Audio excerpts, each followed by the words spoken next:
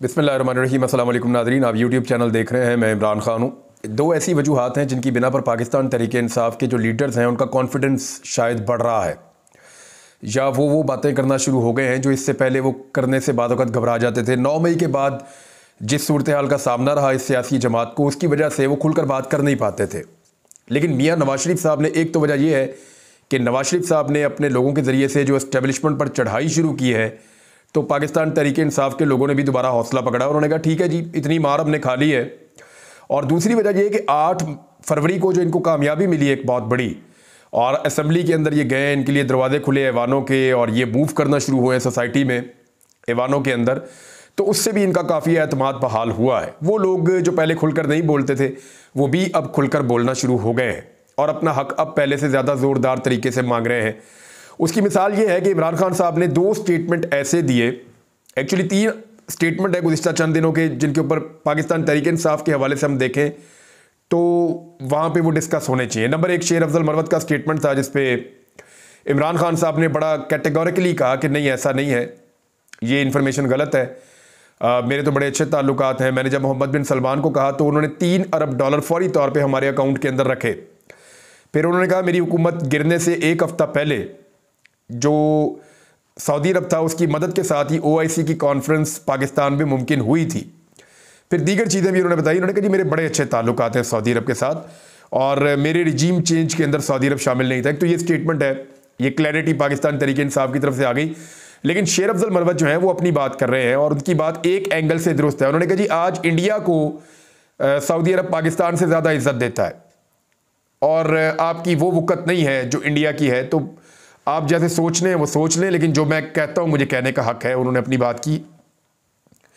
अब आए इस बात पे कि बाकी 2 स्टेटमेंट जो इमरान खान साहब ने दिए थे, वो ऐसा लगता था सारे मीडिया को कि वो PTI के लीडर्स के गले में फंस जाएंगे जाके, क्योंकि इमरान खान साहब जो है वो बहुत ज़्यादा सख्ती बर्दाश्त करने के बावजूद भी, यानी ऐसी सख्ती नवाज शरीफ कभी सोच भी नहीं सकते, जरदारी साहब कभी सोच भी नहीं सकते।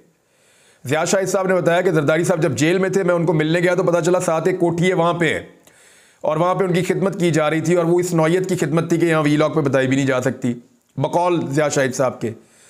तो इस बात पे आ जाए कि एक्चुअली 2 वो कौन से स्टेटमेंट है। एक तो जो स्टेटमेंट इमरान खान साहब ने दिया था आर्मी चीफ के हवाले से, कि army chief general Asim Munir के हवाले से इमरान खान साहब ने सख्त अल्फाज इस्तेमाल किए थे, और उन्हें कहा कि अगर मेरी वाइफ को कुछ हुआ तो मैं आसिम मुनीर साहब को नहीं छोड़ूंगा। इमरान खान साहब ने कहा कि अगर ये जो कुछ भी हो रहा है मेरी बीवी के ख़िलाफ़ ये जनरल आसिम मुनीर कर रहे हैं। फिर उन्होंने इसके ऊपर तफसीली बात की। तो लतीफ़ खोसा साहब से जब ये सवाल किया गया तो उन्होंने कहा जी कि चीफ़ हमारे सियासत करते हैं, तो खान साहब उनके ख़िलाफ़ बात ना करें तो किसके ख़िलाफ़ बात करें, या तो सियासत से दूर रहे वरना सुनना पड़ेगा। ये लतीफ़ खोसा साहब ने आज कहा। दूसरा जो है वो रिपोर्टर्स ने कोशिश की कि बैरिस्टर घोर साहब को इस स्टेटमेंट के अंदर फंसाएं जो इमरान खान साहब ने जनरल आसिम मुनीर के बारे में बोली। तो उसमें जो उन्होंने जवाब दिया वो भी आप सुन लीजिए। उन्होंने कहा कि हमने नहीं कहा बनी गाला में अपनी मर्जी से बुशरा बीबी को रखा गया है, वो अकेली है, एक कमरे में बंद है, कोई खिड़की कोई दरवाज़ा नहीं खुला, सब बंद है, और जिसके हाथ में उसकी कस्टडी है। इमरान खान साहब ने बिल्कुल सही नाम लिया है, बेहतर नाम लिया है, सही जिम्मेदारी डाली है। जिसके हाथों में कस्टडी है वही उनकी ज़िंदगी के लिए, सिक्योरिटी के लिए और सेहत के लिए ज़िम्मेदार हैं। यानी इमरान खान साहब के स्टेटमेंट को सेकंड किया, हालांकि बड़ा सख्त स्टेटमेंट था। ऐसा तवक्को की जा रही थी कि शायद पाकिस्तान तहरीक इंसाफ के जो दीगर कायदीन हैं उनके लिए मुश्किलात पैदा हो जाएंगी, लेकिन उन्होंने स्टेटमेंट को ओन किया। अब आप इस चीज़ पर आ जाएँ कि आज एक और बच्चा जो है वो जाँ बहक हो गया, और शरीफ ख़ानदान का तो ऐसा लगता है ये वतीरा है या खूनी ख़ानदान लगता है मुझे।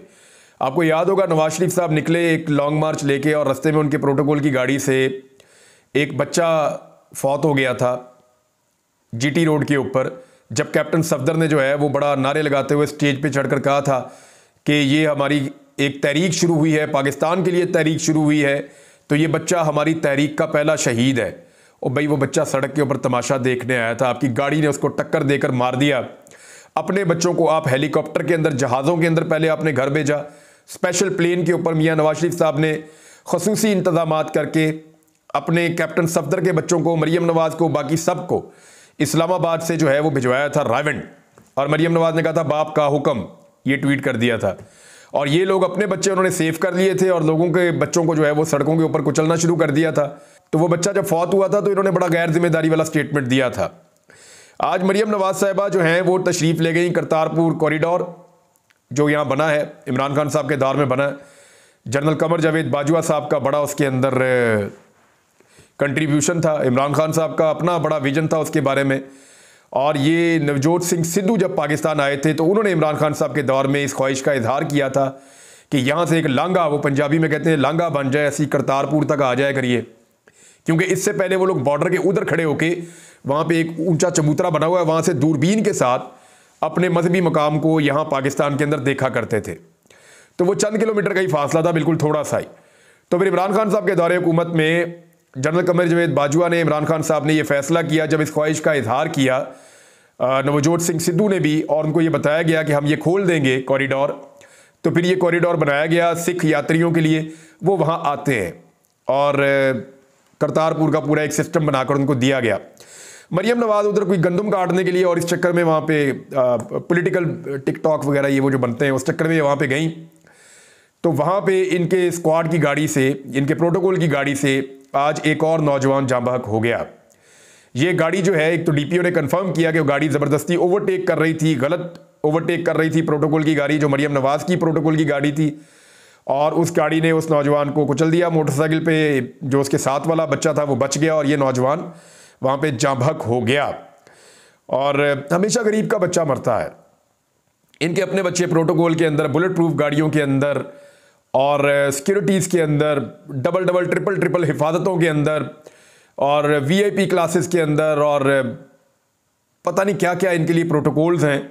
उसके अंदर इनके अपने बच्चे, बेगमात, फैमिली के लोग जो है वो बाज़ारों में जाते हैं, स्कूल में जाते हैं, सड़कों पे जाते हैं, बैरून मुल्क ट्रैवल करते हैं, वहाँ पे इनको प्रोटोकॉल्स मिलते हैं। तो अपने बच्चों के लिए निज़ाम को जितना मैक्सिमम ये कर सकते हैं इन्होंने महफूज किया हुआ है, और गरीब के बच्चे को हमेशा मरने के लिए छोड़ा हुआ है। और इसके ऊपर इन्होंने बाद में कोई अफसोस नहीं किया, वहाँ रुके नहीं, वहाँ उसके घर उस वक्त नहीं गए। इसी तरह मियाँ नवाज शरीफ ने भी किया था, यही उनकी बेटी भी कर रही है। बहरहाल ये बहुत अफसोसनाक है। नाज़रीन, टैफ्टा ने इश्तिहार छापा और उसकी तफसीलात भी सामने आई। इसके अलावा जो है वो गंदम के लिए इश्तिहार आज छापे गए, उसकी तफसीलात भी सामने आई। यानी एक एक सफ़े का, आधे आधे सफ़े का इश्तिहार छाप रही है मौजूदा हुकूमत। एक तरफ एहसन इकबाल अपने मुंह से क्लेम कर रहा है, एक तरफ मिफ्ता इस्माइल अपने मुंह से कह रहा है, एक तरफ वजीर आज़म शहबाज शरीफ अपने मुंह से कह रहा है कि चाय पिलाने के पैसे नहीं है। वो अपने मुंह से जनाब सारे के सारे ये कह रहे हैं कि हमारे पास कख नहीं बचा, हम जितना पैसा इकट्ठा करते हैं उससे ज्यादा तो हमने सूद देना है। और ये 2 साल में हमारी ये कारकर्दगी है, अपने मुंह से इन्होंने माना कि इस 2 साल में हमारी ये कारकर्दगी है जो पाकिस्तान के 76-77 सालों में वहां पे नहीं हुआ, वो पहली मर्तबा अब हो गया है। और वो क्या हुआ है कि पाकिस्तान को सूद की अदायगी के लिए भी कर्जा लेना पड़ रहा है। पहले तो कर्जे की अदायगी के लिए कर्जा लेना पड़ता था ना, वो भी सुनने में अजीब लगता था। अब कर्जे के ऊपर जो सूद है उसकी अदायगी के लिए भी कर्जा लेना पड़ता है। यह है जनाब पाकिस्तान के साथ इनका किया हुआ मजाक। और उस मुल्क के अंदर इनके शुगल ही खत्म नहीं हो रहे, ये नरगसियत का शिकार है। हर इश्तिहार पे मरियम नवाज साहबा का अपना मुंह लगा होता है। इससे पहले नवाज शरीफ के दौर में आप देखें तो मियाँ साहब अपना जो है वो चेहरा मुबारक जो है वो हर इश्तिहार के ऊपर, हर चीज़ के, आटे की बोरी लो ऊपर मियाँ साहब का मुंह है, गंदम की बोरी देखो ऊपर मरियम नवाज का इश्तिहार के ऊपर मुंह है। यानी इन्होंने अपना चेहरा हर जगह पे फिट करना है हर हाल में। शहबाज शरीफ की भी यही आदत थी, नवाज शरीफ की भी यही आदत थी, आज मरियम नवाज की भी यही आदत है। आपको याद होगा शहबाज शरीफ ने यूं करके एक फोटो थी, वो हर तरफ पूरे पाकिस्तान में, पंजाब में फैला दी थी सरकारी खर्चे के ऊपर। भाई इतना शौक है अपने चेहरे लोगों को दिखाने के लिए, तो भाई आप अपने ज़ाती पैसे से अखबारात को इश्तिहार दीजिए, आप अपने ज़ाती पैसे से अपनी तशहीर कीजिए, अपनी पार्टी के पैसों से अपनी मशहूरी आप करें। सरकारी पैसे से अखबारात के अंदर इश्तिहार लगवाना और उसके अंदर अपने चेहरे लगाना, ये सख्त नाइंसाफ़ी है। और ये सिर्फ और सिर्फ मीडिया को कंट्रोल करने के लिए और अपनी प्रमोशन के लिए ये काम कर रहे हैं। और हालत इनकी ये है कि खैबर पख्तूनख्वा में फजलुर रहमान की पार्टी ने और नून लीग की पार्टी ने, दोनों ने एक दूसरे पे केस कर दिया हाई कोर्ट के अंदर, क्योंकि दोनों को 7-7 मखसूस नशिस्तें मिली हैं जो पीटीए ने जीती थी। यानी जो पाकिस्तान तहरीक इंसाफ की अपनी जीती हुई नशिस्तें हैं, जो मखसूस नशिस्तें तहरीक इंसाफ को मिलनी चाहिए थी, नून लीग के अपने वकला कह रहे हैं, अपने लोग कह रहे हैं कि हमारा हक नहीं बनता। उनमें से आधी नून लीग ले गई, आधी फजलुर रहमान की पार्टी ले गई। अब दोनों को 7-7 सीटें मिल गई।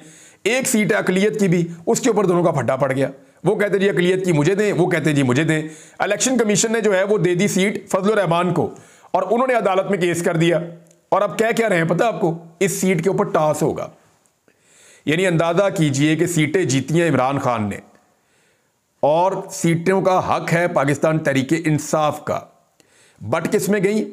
PMLN में और फजलुर रहमान में और दूसरी जमातों में।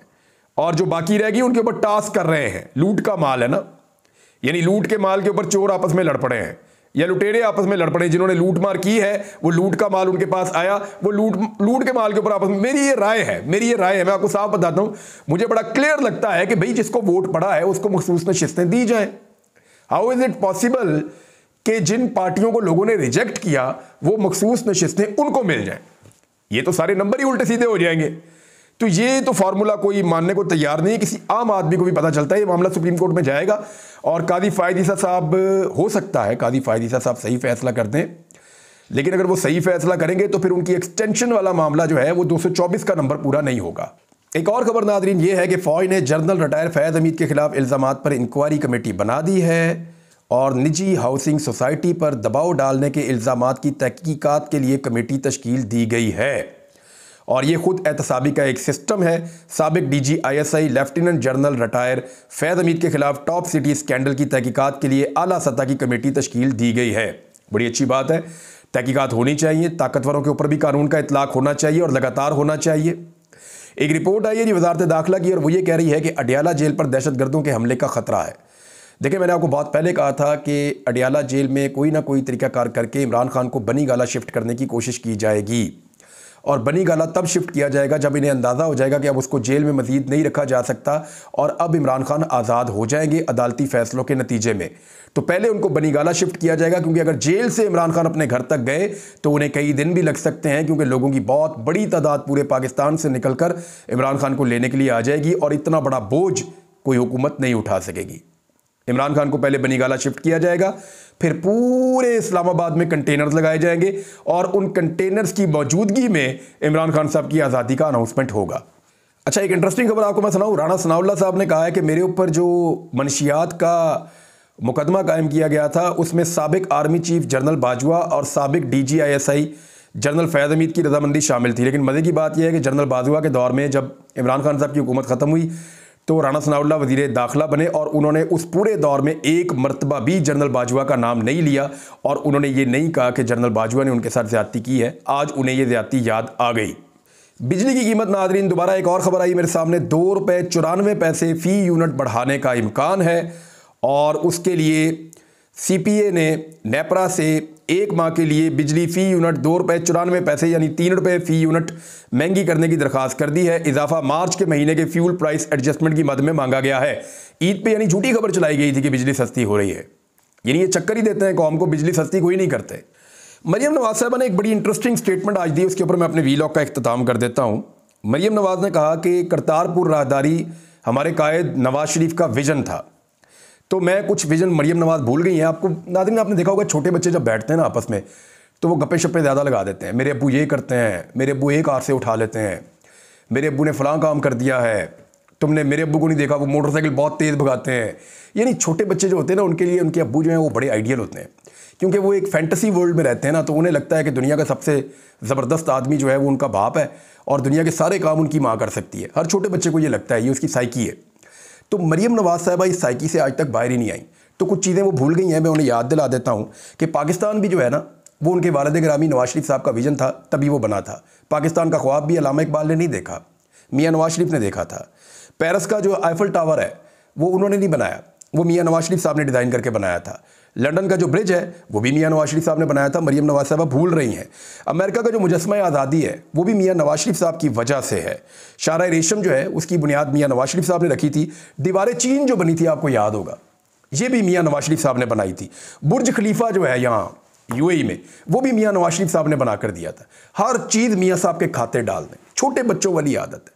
और भाई करतारपुर कॉरिडोर जो है वो इमरान खान और जनरल बाजवा इनकी ज़ाती काविशों के नतीजे में बना था और उन्होंने बहुत तेज़ी से इसको मुकम्मल किया था और रिकॉर्ड टाइम पे इसको पूरा करके इसको खोल दिया था। उसका आज भी सारा का सारा वो डॉक्यूमेंट मौजूद है।